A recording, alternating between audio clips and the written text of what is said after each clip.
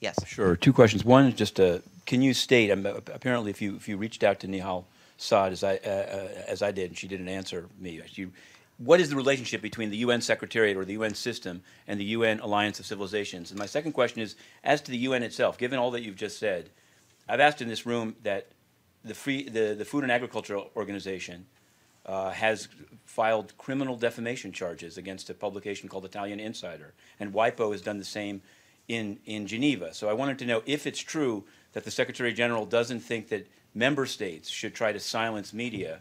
How is it that he's accepted UN funds and programs and specialized agencies trying to silence and actually bankrupt publications for publishing on alleged corruption in UN agencies? We would be opposed to efforts to silence those. What you're referring to is legal matters. Obviously, different officials, agencies have their own legal rights, and they're free to protect their own legal rights in courts of law. That's a separate matter. We would be opposed to efforts to silence or discourage media from speaking out. But isn't the way that some states silence journalists? Hold on, you had an Okay. You had an earlier question. I did. I believe Nihal Saad is traveling, so I don't know whether she'll be able to provide an answer today. But I am trying to get an answer from her and her team.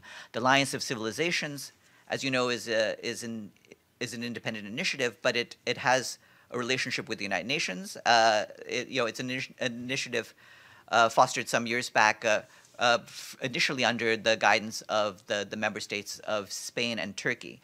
But there is a secretariat that they have that includes UN, and so they are part of the UN family. I just wanted to understand this idea that somehow it's legal attempts to silence media are different than other attempts. I mean, for example, in Turkey, they bring criminal charges against journalists.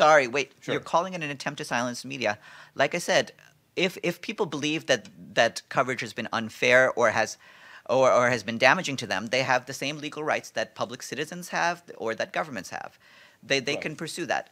What we're against, and there's a distinction, and we want to make sure that they stay on the right side of that distinction and do not try to use or abuse their legal rights in such a way that prohibits press from speaking out. So does he stand behind what WIPO and FAO have done? It sounds like he does. No, I wouldn't have a comment on that. I don't have comments on their own individual legal procedures. You'd have to talk to them about that. I'm just saying that there's a distinction between establishing your own legal rights and trying to silence the press. We would be against the latter. But you yes. contact... Please stop talking over me.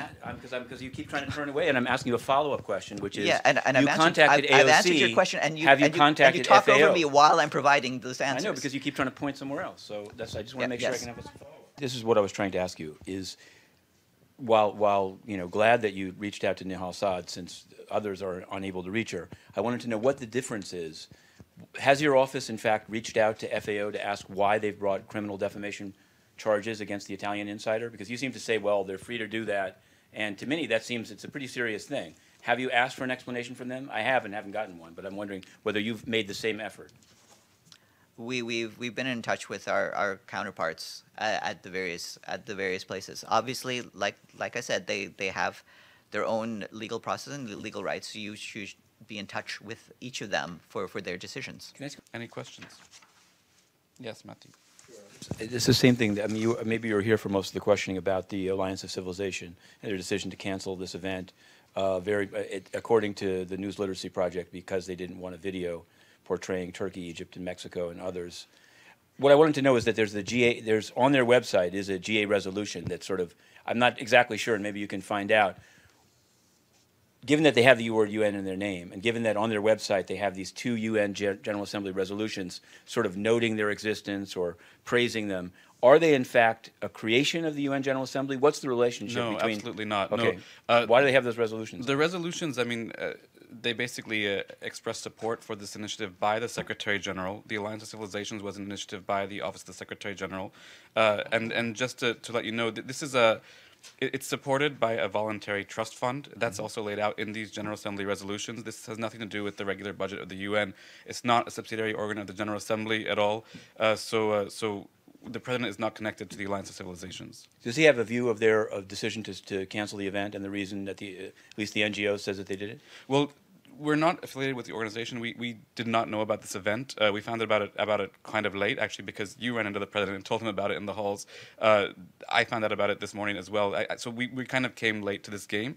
In general, we don't know what the official reasons were for canceling. It's not our event, but we stand firmly for press freedom, as the president said this morning.